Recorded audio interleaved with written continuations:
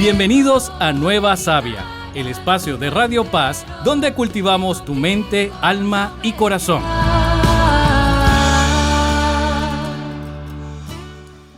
Bienvenidos de nuevo a este nuevo episodio de Nueva Sabia, donde hoy vamos a conversar con un amigo, tocayo, Fernando Jiménez, sobre uno de los temas más desconocidos y al mismo tiempo más reveladores de la vida cristiana, la sabiduría de la Iglesia en todos sus procesos. Y en particular, en este caso, vamos a profundizar un poco en el de la nulidad matrimonial, dado que a partir de su propia experiencia, Fernando nos va a compartir cómo efectivamente el conjunto de normas y su experiencia con la Iglesia le ha permitido sanar, purificar y reconciliarse, ¿no? De todas formas, vamos a entrar en profundidad después de, como siempre, primero dar la bienvenida a nuestro invitado. ¿Qué tal estamos, Fer? Muy bien, Fernando. Muchas gracias por la invitación, ¿eh? Aquí, como siempre, a tu disposición. Y como bien sabes, en Nueva Sabia solemos empezar con una oración de entrada y una rápida bio del santo de la semana y empezamos. Así que, en nombre del Padre, del Hijo y del Espíritu Santo. Amén. Señor, tú que conoces las heridas del alma, enséñanos a comprender tu sabiduría cuando nos cuesta entenderla y danos paciencia para esperar tus tiempos, humildad para aceptar tus caminos y fe para descubrir que detrás de cada norma hay un propósito de amor. Amén. Amén. Muy bien. Y hoy querría traer a colación a San Alfonso María de Ligorio, doctor de la Iglesia y patrono de los moralistas, porque defendió con pasión la unión entre la verdad, la misericordia, recordándonos sobre todo que las leyes divinas no son para incomodar, sino para liberar. Y me pareció perfecto, ¿no? Cuando estuve profundizando en esta diferencia, ¿no? Así que, Fer, antes de nada, bueno, empresario, comunicador, testigo de fe, tienes en tu experiencia un proceso de nulidad matrimonial y años de distancia de la comunión, que me pareció muy emotiva tu testimonio, ¿no? Cuando nos lo compartiste y que desde luego pues tu experiencia ha transformado, ¿no? Una fuente de sabiduría práctica para lo que quisiera es compartir, ¿no? Cómo actuó la Iglesia con amor cuando lo necesitaste para esa búsqueda, ¿no? de la verdad y sanación. Pero antes de nada, cuéntanos un poco sobre tus orígenes, familia, profesión, hobbies, algún detalle que permita a la audiencia conocerte un poco mejor.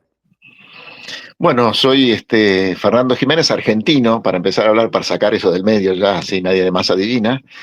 Y bueno, te cuento un poquitito, si querés, mi camino de fe para que la gente vaya viendo desde dónde vengo, ¿no? Crecí con una fe técnica, una fe en un colegio católico en donde me daban instrucción casi, te diría, diaria. Durante 10 años, así que yo tenía un bagaje en mi cabeza de la fe católica muy claro, muy técnico, muy, yo digo que es ingenieril y muy, entonces sabía todas las normas y sabía todas las cositas y pequeñas, entonces me armé así. Y después cuando tuve mi encuentro con el Señor, que fue ya hace más de 20 años, en el 2003 o 2004, toda esa parte técnica, esa semilla que yo tenía dentro, pasó al corazón y a partir de ahí tuve una relación diferente con el Señor, en donde yo con el Señor lo considero un amigo, una persona que está al lado mío, a la que constantemente voy diariamente y muchas veces durante el día tengo conversaciones con él y tengo una relación muy linda. Esa es un poco mi relación con el Señor hoy, un gran amigo.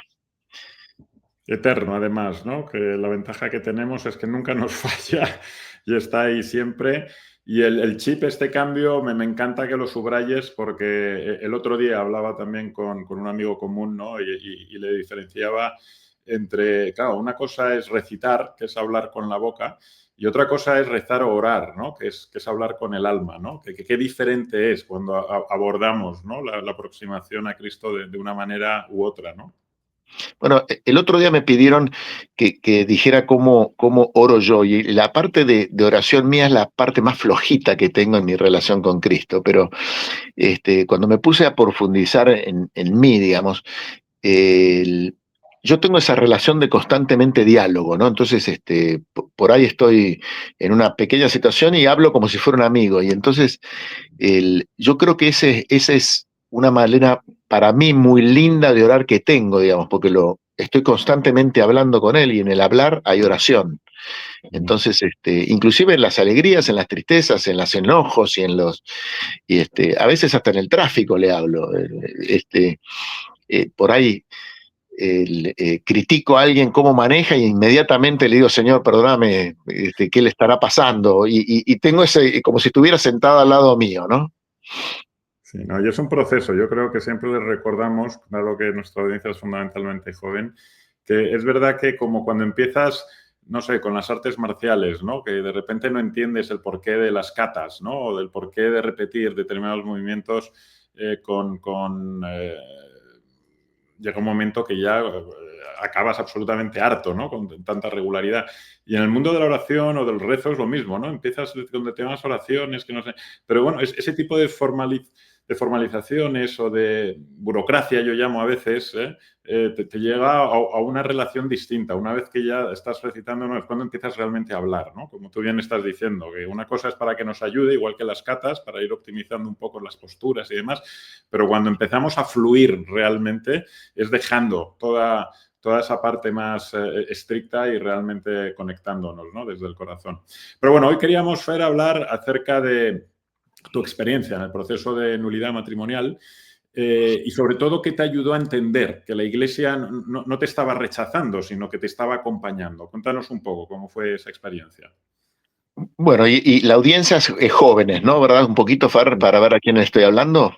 Sí, efectivamente. Bueno, tenemos de todo, pero el propósito es que lleguemos fundamentalmente a jóvenes, algunos ya casados, otros a punto de casarse y, consecuentemente, efectivamente, la idea es, utilizando el ejemplo de la nulidad, intentar también extender, ¿no? El por qué la Iglesia en ocasiones no tenemos luz o no tenemos demasiada cercanía con ella para entender por qué actúa de una manera u otra. Bueno, yo aprendí la nulidad de dos maneras. Una, a partir de ese Jesús que entra en mi corazón, yo ya estaba casado con mi mujer esto pasó en el 2003, desde 1990, o sea, ya tenía 13 años de matrimonio con ella y 4 hijos. Y en ese momento, cuando tengo el encuentro con el Señor, es que decido proponerle a mi mujer, que era la que tenía el matrimonio sacramental anterior. Ella se casó por la iglesia en el 88 y se divorció enseguida, pero y yo la encontré, y nosotros nos casamos en el 90, pero ella tenía el sacramento, entonces no nos pudimos casar en el 90 cuando decidimos casarnos sacramentalmente, y en el 2003 yo empiezo a tener empiezo a cultivar la necesidad de casarme con ella, y a partir de eso es que empiezo a reincursionar en el proceso de nulidad matrimonial. Yo ya lo conocía porque mi padre lo había hecho cuando yo era chico. Él tiene una nulidad matrimonial con mi madre y lo que me da mucha alegría porque fue un proceso muy tedioso y muy largo para papá. Pero bueno, yo empecé a incursionar en ese para resolver mi situación sacramental con el Señor y con mi mujer a partir de este encuentro. Y en esa incursión aprendimos un montón de cosas que, si querés, Fer, te las voy a ir compartiendo. Pero un poco ese es de donde nace mi urgencia, ¿no? Y efectivamente, profundiza Fer ahí, ¿no? Durante todos estos procesos eclesiásticos, la percepción que muchos teníamos o tenemos es que son lentos, burocráticos. ¿Qué sentido encontraste en esos tiempos de espera y, como bien dices, qué aprendiste durante ese proceso? Bueno, técnicamente hoy para papá fue tediosísimo, duró creo que una década y muy costoso porque había contratación como de abogados o de counselor. Yo era chico, así que no sé muy bien todos los procesos, pero sé que le duró como por lo menos 10 años y caro.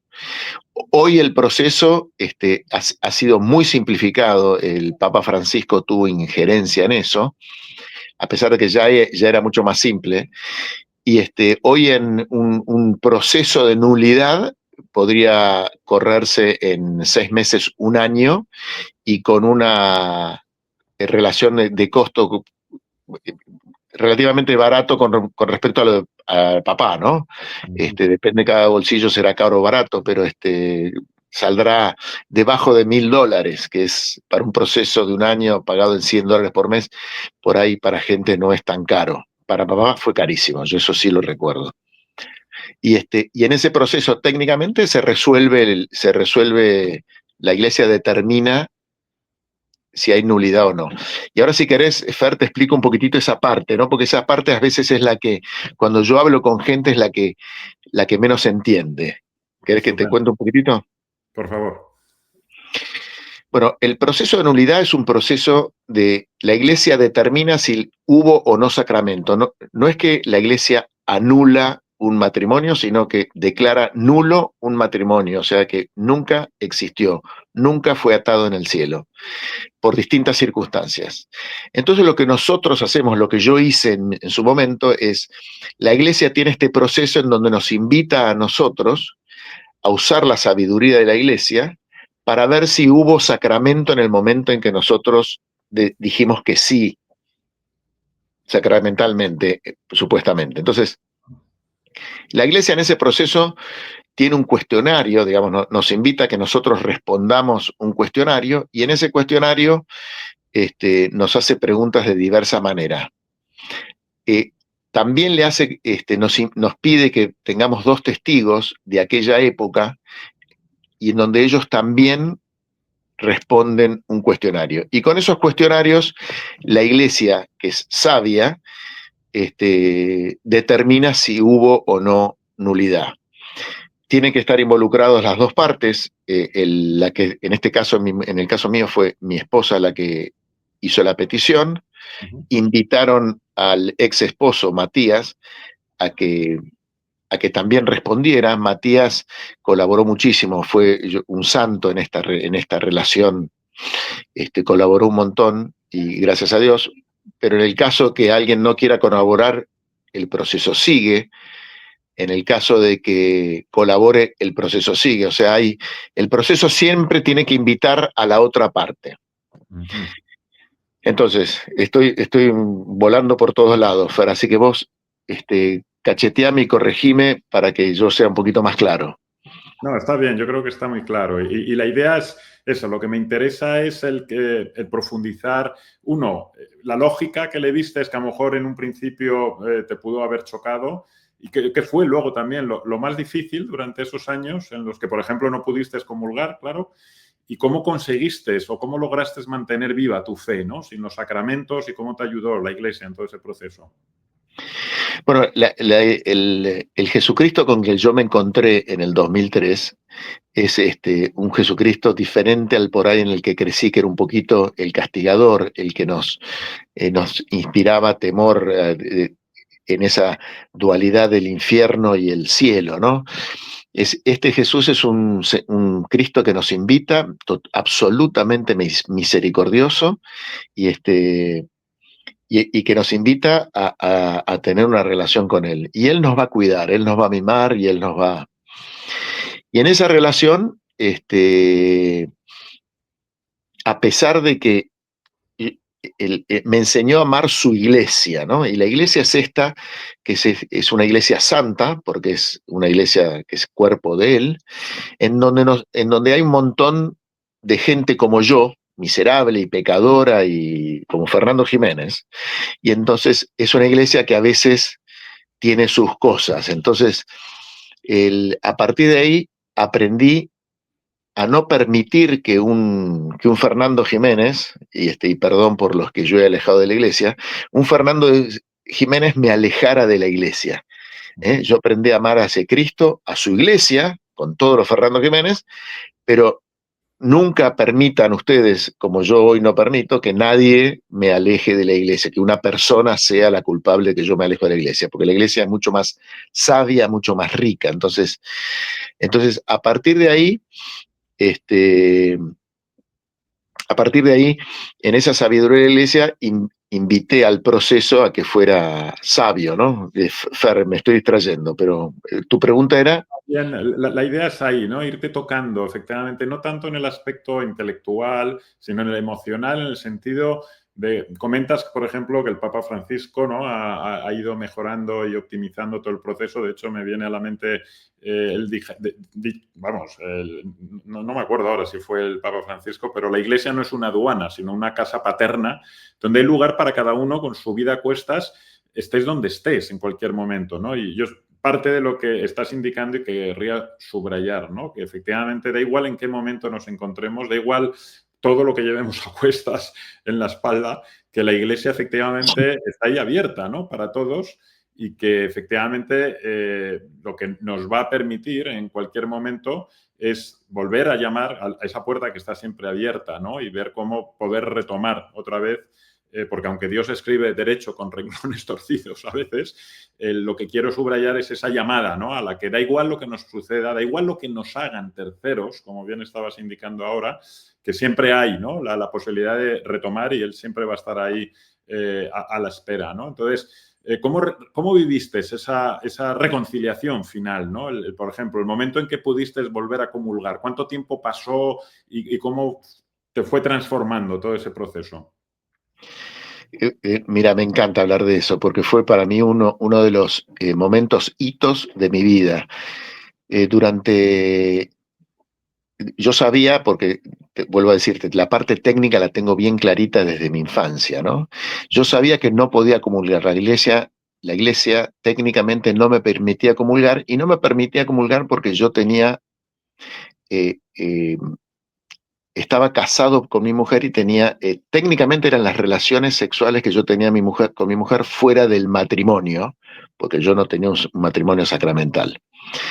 Entonces, eso es lo que nos impide a los divorciados vueltos a juntar comulgar. Si estamos divorciados solamente, podemos comulgar. El divorcio no es una causal de no comulgar, o de pecado, o sea, tampoco. Ser viudo tampoco, porque hay gente que me dice, yo soy viudo y no comulgo. No, comulgue, pues, no tiene nada que ver. El viudo puede comulgar, el divorciado puede comulgar. El divorciado casado, ese es el que tiene el problema por las relaciones sexuales fuera del matrimonio. Entonces, a mí me pasó eso. Entonces, durante 30 años no comulgué. Durante todos 30 años, porque yo me casé en el 90 y me casé sacramentalmente 30 años más tarde, que fue en el año 20, hace 5 años. En ese periodo no comulgué y lo extrañé horrores. Yo veía comulgar a la gente y me daba unas ganas y me daba una ansiedad y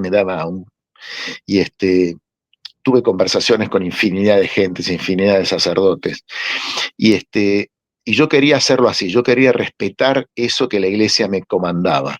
A pesar de eso, la iglesia me abrazó igual, no es que no me abrazó. La iglesia me abrazó, Jesucristo me abrazó, me amó. La iglesia me permitió hacer retiros. Soy catequista hace 20 años, o sea, puedo ser catequista a pesar de eso.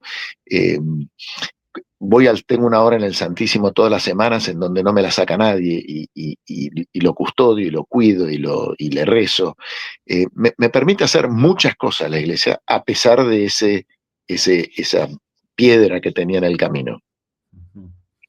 Entonces, la iglesia es divina porque abraza igual, así que no busquen esa excusa para decir que la iglesia no los abraza. La iglesia los abraza igual, porque hay gente que dice, no, la iglesia no me deja comulgar, entonces me voy. Es una excusa, es una excusa. Y el día que comulgué, yo invité a mucha gente a mi matrimonio, ¿no? Mi matrimonio lo tuve que hacer, fue justo en la época de pandemia, así que fue poca gente, no tanta gente como yo había invitado originalmente, que estaban siguiendo mi caso, sino que y lo transmití por YouTube al casamiento a mi familia que estaba en Argentina, que no pudo viajar, porque no se podía viajar en esa época. La gente no sabía, cuando yo los invité a mi matrimonio, que yo los estaba invitando a mi matrimonio y a yo digo mi primera comunión, mi segunda comunión, porque esa Eucaristía que yo tuve en ese día, en ese momento, fue algo espectacular. Yo te diría que fue a la par o más lindo que el sacramento del matrimonio. Fueron los dos espectaculares, pero el de la Eucaristía fue realmente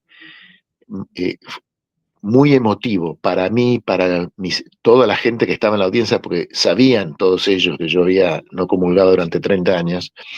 Y Fer, un día te invito a que lo veas en YouTube, esa partecita, porque me confundo en un abrazo con el padre Jay-Z y lloro así como niño durante 5 o 6 minutos. Bueno, maravilloso. Pues este es el mensaje, ¿no? A trasladar, que estamos utilizando este ejemplo, ¿no? De la nulidad o de estas 3 décadas sin poder disfrutar de un sacramento y la importancia de la paciencia y, como tú bien dices, ¿no? Ser conscientes de que a veces nos ponemos excusas de todos los colores y tamaños. Pero bueno, lo importante es mantenerse en el camino, ¿no? Porque leía hace poco a Paul Boss que decía, el perdón no cambia el pasado, pero sí ensancha el futuro, ¿no? Otra que nos gusta mucho a nosotros, de todo santo tiene un pasado, pero todo pecador también tiene un futuro, ¿no? O sea, la importancia de estar siempre a tiempo y joder, después de 30 años, ¿no? El poder disfrutar de ese momento. Bueno, ¿qué les dirías? ¿Qué consejo darías consecuentemente a quienes hoy están alejados de la Iglesia por una situación irregular y que piensan que, como indicas ahora, no, bueno, no, es que la Iglesia no parece, ¿no? Que me quiera escuchar o que me quiera acoger? Ya, yo te voy a dar 2 cosas. Una es, yo me he encontrado a lo largo de este camino es que una de las excusas es utilizan a los hijos, ¿no? Porque muchos de los matrimonios divorciados tienen hijos. Y me dicen, no, ¿qué va a decir mi hijo? ¿No? ¿Qué va a decir mi hijo? Sí, que va a ser bastardo. Y yo les voy a dar una cosa para que piensen. No les voy a decir que están pensando mal, pero yo lo que les digo siempre es, ¿pero tú estás divorciado de tu mujer o no? Porque por ahí estarán juntos, entonces digo, porque entonces ellos me dicen, sí, yo ya estoy divorciado. Bueno, el impacto a tu hijo ya se lo has, lamentablemente ya se lo has cargado, porque el divorcio, yo soy hijo de padres divorciados, el divorcio le da un peso a los hijos que ya lo cargan. La nulidad matrimonial no tiene un mayor peso que ese. El mayor peso ya lo cargaron. El divorcio ya está. Entonces vos, ahora lo que estás haciendo es un divorcio, si querés, sacramental, para llevarlo a ese. No estás diciendo que no es tu hijo. Estás diciendo lo mismo que dijiste en el divorcio. No puedo vivir con ella, no puedo. Es básico para que no confundan. Y lo que hay detrás de una nueva relación sacramental, un matrimonio sacramental, es algo espectacular. Es algo espectacular. Dicho eso, a los matrimonios jóvenes que nos están viendo, lo que les pido es, por favor, esto no es una ventana a romper un matrimonio, no, de ninguna manera, al revés, es absolutamente todo lo contrario. Yo no estoy invitando a que se divorcien, no. Lo que estoy invitando a los que ya están en una relación nueva, o los que están en una relación divorciada, que le pregunten a la iglesia si hubo nulidad. Eso por un lado. Pero los matrimonios actuales, les digo, por favor, no se divorcien. Mercedes es mi primer matrimonio. En 30 años hemos tenido momentos en donde hemos estado a 2 minutos de divorciarnos. 2 minutos. O sea, ella me dice, Fer, me quiero divorciar, y yo le hubiera dicho que sí. No me lo dijo en ese momento, entonces continuamos. En esos momentos, uno de los dos fue ángel y trabajó el matrimonio. Y yo les digo hoy que después del matrimonio sacramental y después de un trabajo matrimonial que hay que trabajarlo todos los días, hay una belleza tan linda del otro lado. Mercedes y yo reencontramos la pasión, reencontramos el enamoramiento, reencontramos ese amor apasionado, ese amor en donde uno no puede vivir sin el otro, que es el matrimonio que tenemos hoy. 2 cosas fueron. 1, un trabajo intenso de matrimonio, y 2, el sacramento. Así que los invito a que no, por supuesto que esto no sea una ventana para irse, sino que sea una ventana para los que quieran solucionarlo tengan la alternativa, y para los matrimonios de ninguna manera vengan por esta ventana. No, desde luego, sea ese mensaje bien subrayado, que la última recomendación financiera, espiritual, en todos los ámbitos. Por supuesto hay que luchar, y para eso One Flesh, ¿no? Bueno, nos unimos para efectivamente para el resto de nuestra vida, pero no es por el hecho de convivir con alguien, es realmente ese proceso. Aquí estamos para aprender a amar, ¿no? Y Dios nos da. Ayer noche traía a colación a mis hijas, ¿no? Estaba intentando, hemos hablado muchas veces de los diferentes tipos de amor, estábamos con el ágape y tal, y cómo poder entender el amor de Dios hacia nosotros. Claro, es muy difícil para la gente joven entenderlo porque no son padres. Los que somos padres es cuando de repente tu mente empieza a experimentar algo, o al menos en mi caso, que nunca me había sucedido antes, que es el no dudar un mero segundo el dar tu vida por alguien. Y claro, cuando tienes pets bueno, pues sí, tienes cierta relación de cariño y tal, pero bueno, está ahí, ¿no? O amigos, pero cambia radicalmente, ¿no? Una vez que de repente, ostras, te has unido con una persona para el resto de tu vida, para procrear, y de repente tienes un motivo, un propósito, una razón de ser en la que no dudarías décimas de segundo en dar tu vida, ¿no? Por esas personas. Y es precisamente lo que hace Dios con sus hijos. Y entonces entiendes, ¿no? El por qué, cómo es posible que alguien pueda tener ese amor incondicional, ¿no? Bueno, pues te va dando este tipo de retos a lo largo de la vida, Dios, y vas entendiendo un poco qué significa ese amar en mayúsculas, ¿no? Porque tenemos que ir aprendiéndolo, pues igual que también con los cintos, ¿no? En las artes marciales, pues empiezas con el cinturón blanco, verde, y según vas generalmente avanzando a lo largo de esta trayectoria terrenal, pues vas cambiando el color del cinto porque vas entendiendo, ¿no? Muchas otras cosas, pero entendiéndolo desde el corazón, no desde el raciocinio, ¿no? Es cuando empiezas realmente a vivir y a disfrutar realmente de esa comunión y de esa relación, ¿no? Con la Iglesia y con Dios. Fer, mira, déjame, ahí me diste un pensamiento, y después, y perdón que te interrumpa, mira, porque estás hablándole a los jóvenes, ¿no? Y yo soy un apasionado.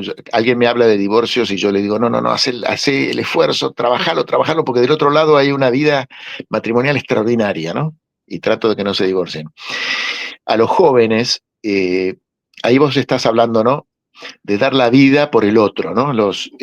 Yo creo que la Iglesia, en su sabiduría, cuando nos dice de entregarnos el uno al otro completamente, ¿no? En esa relación amorosa e inclusive sexual, ¿no? Íntima, digamos, ¿no? Que nos pide la Iglesia, y la Iglesia nos pide, háganlo después del sacramento. Y en esa sabiduría, ¿por qué lo hace la Iglesia? La Iglesia dice eso porque es la entrega absoluta, ¿no? El uno con el otro, y Dios quiere estar en el medio, Dios quiere estar en ese matrimonio, y a partir del sacramento es cuando Dios interviene en nuestro matrimonio, ¿no? ¿Y cuándo decimos sí al sacramento? Decimos sí cuando estamos el uno al otro dispuesto a dar la vida por el otro, que es lo que vos decías, ¿no? Vos decías, estamos dispuestos a dar la vida. Entonces, cuando yo estoy dispuesto a dar la vida por mi mujer y mi mujer está dispuesta a dar la vida por mí, a partir de ahí podemos empezar a pensar en una relación por la eternidad, ¿no? Una relación de toda la vida. Y es ahí cuando decimos, bueno, me voy a casar sacramentalmente, ¿no? Y cuando decimos, doy la vida por mi mujer, ¿qué es eso? Cuando yo estoy seguro que le preguntamos a los matrimonios y dicen, sí, yo doy la vida por ella, pero después los ves decir, yo soy capaz de dar la vida, pero no soy capaz de ayudarla con mis hijos en la tarea. No soy capaz de ayudarla en la mesa, y yo hablo de hombre, ¿no? Como hombre. No soy capaz de ayudar en la casa, no soy capaz de malcriarla, no soy capaz de dejar de ir a un viaje por estar con ella que me pide, o no soy capaz de ir a buscar, lo que me pasó anoche, no soy capaz de ir a buscar la comida al restaurante que ella había ordenado y la mandé y dije que fuera ella. Y lo mismo va al revés, ¿no? Ella no es capaz de entender la carga financiera que tenemos, o de entender nuestras necesidades de intimidad y nosotros las de ternura. En fin, decimos que somos capaces de dar la vida pero después no somos capaces de dar las pocas cosas que a veces nos piden, ¿no? Y ahí es donde está el éxito matrimonial para mí. Muy bien. Y efectivamente, obras son amores, no son buenas razones.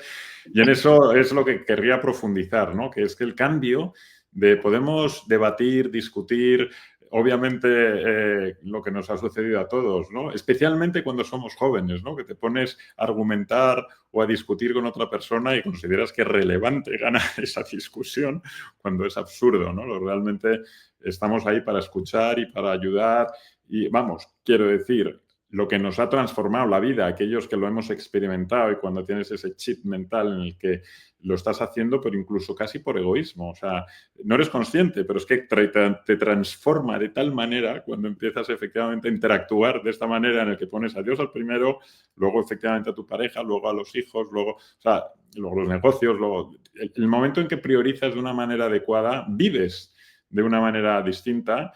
Y eso obviamente se transmite en tu paz interior y en la relación, ¿no? que tienes con todo el mundo. Y bueno, lo que queremos trasladar es parte de la sabiduría de la Iglesia. La Iglesia lo que pretende es precisamente ayudarnos a que cada vez que nos vamos, porque todos somos pecadores, constantemente estamos tropezando, volverte a coger de la mano, como Jesús con Pedro, ¿no? Y decirle, no, es por aquí. Vente para acá, no te preocupes, te perdono, y efectivamente sé consciente de intentar minimizar o de eliminar este tipo de actos o de hábitos y enfócate, ¿no? En esta otra dirección. Que, ¿cómo dirías tú, Fer, que durante todo este proceso, precisamente, sobre la sabiduría de la Iglesia, que muchas veces no se entiende desde fuera, ¿no? Si tuvieras que resumir tu experiencia en una frase, ¿cuál sería la lección espiritual que te ha dejado? Mira, y es una cosa que les digo a la gente que va a entrar en este proceso. Y ahí te voy a dar un poquito de la sabiduría de esta iglesia fenomenal que tenemos. Este proceso, cuando la gente quiere hacerlo, a veces llega como si fuera un juicio, ¿no? Llega diciendo, yo voy a pedir la nulidad de mi matrimonio por esta causa. Y yo les digo, no, no, no, no, esto es totalmente al revés. La iglesia, a partir de las preguntas que te hace una invitación a vos a que te desnudes completamente, dejes todos los pruritos, todas las cosas preconceptos que tienes y digas, respondas las preguntas desde el corazón, con una honestidad brutal, es un proceso doloroso muchas veces porque hay que a veces revivir algunas cosas que las teníamos tapadas. Pero bueno, y en ese proceso de desnudez ante la iglesia toma todo lo que vos le vayas a pedir, en el caso de la nulidad, y los testigos que hagan lo mismo, y con todo eso determina con su sabiduría qué proceso de nulidad te corresponde o no, y determina si fue el sacramento nulo o no. Pero no vayas vos a decirle a la iglesia qué es lo que, porque la iglesia es mucho más sabia que nosotros. Inclusive hay gente que me dice, no, no, no, mi matrimonio es válido y está atado en la iglesia. Y yo le digo, wow, sos más sabio que la iglesia, qué bueno, le digo, porque la iglesia tiene 16 maneras diferentes de encarar esto. ¿Y cuáles son las 16? Y por supuesto mencionan dos. Entonces, a partir de ahí, ya tenemos un desconocimiento y una no sabiduría y una soberbia a veces, ¿no? En esa respuesta. Falta de humildad, pero muy bueno este tema en todos los aspectos. Hemos usado hoy el ejemplo de la humildad, pero para cualquier desafío, batalla que podamos tener, ¿no? Uno, el camino del regreso siempre está abierto porque la misericordia de Dios no tiene puertas cerradas, y esto sí que lo dijo Papa Francisco, seguro. Entonces siempre está ahí esa opción, pero me ha encantado lo que has comentado, que qué distinto es, y como siempre hablamos, ¿no? De hacer las cosas desde el corazón versus desde la mente, ¿no? Porque es que a veces vamos con esos malos hábitos en otros entornos, ¿no? De, bueno, voy a ver cómo hago esta relación o este intercambio con la Iglesia, que no está en absoluto para nada interesada en tu capacidad intelectual, ¿no? De poder o manipular o mentir o de... No, o sea, aquí estamos para cogeros desde el corazón, ¿no? Que es lo que merece la pena y es lo que nos transforma a todos, ¿no? Realmente ser conscientes de que esa es la prioridad, es el corazón, no la mente. Pero bueno, me ha encantado que lo hayas podido compartir, porque efectivamente a mí me impactó muchísimo, ¿no? Todo tu proceso, especialmente esas 3 décadas, ¿no? Sin poder comulgar, y he de confesar que sí que fui a buscar el vídeo cuando te escuché la primera vez y efectivamente vi ese emotivo momento, y que me encantaría que quedara eso, ¿no? En la gente de los jóvenes que nos está escuchando, lo que puede suponer, uno, la resiliencia y la paciencia que obviamente nos trae tu testimonio, pues no son 3 días, 3 semanas, 3 meses, 3 años, no, 3 décadas y ahí estás, y cómo efectivamente, bueno, es un ejemplo, ¿no? A emular. Así que muchas gracias, Fer. Estamos ya terminando. Antes de terminar, siempre suelo terminar con un desafío de la semana, que es, en base a lo que hemos hablado, les voy a pedir hoy a la audiencia que piensen en una situación, ¿no? De su vida donde hayan sentido que Dios guardaba silencio. Y si ese silencio, a lo mejor plantearlos si es una forma de sabiduría, ¿no? Una oportunidad para crecer. No es que no nos esté escuchando, a lo mejor es que precisamente lo que no estamos es teniendo paciencia, ¿no? Para nosotros realmente escucharle a él y en lugar de pedir explicaciones, ¿no? Intentar abrirnos a pedir entendimiento. Y obviamente, como Fer ha sugerido también, si conocemos a alguien alejado por una herida con la Iglesia, acompañémosle con ternura, sin juicios, muy importante, con oración y escucha, porque efectivamente podemos transformar muchas vidas con estos pequeños gestos. Y bueno, por último, Fer, déjame acabar con lo que denomino las 3 semillas, que van a ser 3 preguntas rápidas y lo primero que te venga a la cabeza está perfecto. Un libro, canción o película que te haya inspirado últimamente. El libro es un libro de consejo matrimonial. Se llama Lo que él necesita y lo que ella necesita, de Willard Hurley.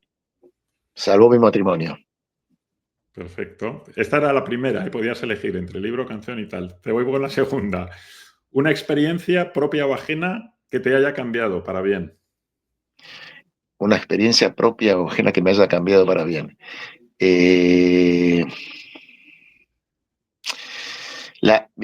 La transformación de tanta gente a partir de la mía. Yo participo mucho en un retiro que se llama el retiro de Emaús y yo sirvo cada vez que puedo y he servido ya por lo menos 80, 90 veces. Sistemáticamente esa entrada de Jesús en esos corazones es para mí un fuego que alimenta el mío. Estupendo. ¿Un sueño o propósito que aún te ilusiona cumplir? La salvación de toda mi familia. Perfecto. Pues muchísimas gracias, Fer, por recordarnos que la sabiduría de la Iglesia no es fría doctrina, sino es un cambio hacia la verdad del amor y que cuando enseña y actúa lo hace siempre desde el corazón de Cristo. Y aquí lo vamos a dejar. No sé si tienes alguna otra inquietud, mensaje antes de finalizar. No, miles, pero pero para otro programa. Exacto, ya habrá segundas y terceras partes, ojalá. Así que gracias a todos los que nos escucháis por seguir buscando con nosotros esa savia que nutre el alma. Como siempre, escribidnos a nuevasavia@paxcc.org para proponer temas, invitados, tanto el email como los enlaces a YouTube, Instagram y plataformas de audio. Los podéis encontrar en el resumen del episodio. Y hasta el próximo episodio, que la alegría os acompañe. Muchas gracias, Fer. Hasta pronto. Gracias, Fernando, igualmente. Gracias por ser parte de esta comunidad que transforma vidas desde el amor y los valores. Esto fue Nueva Savia.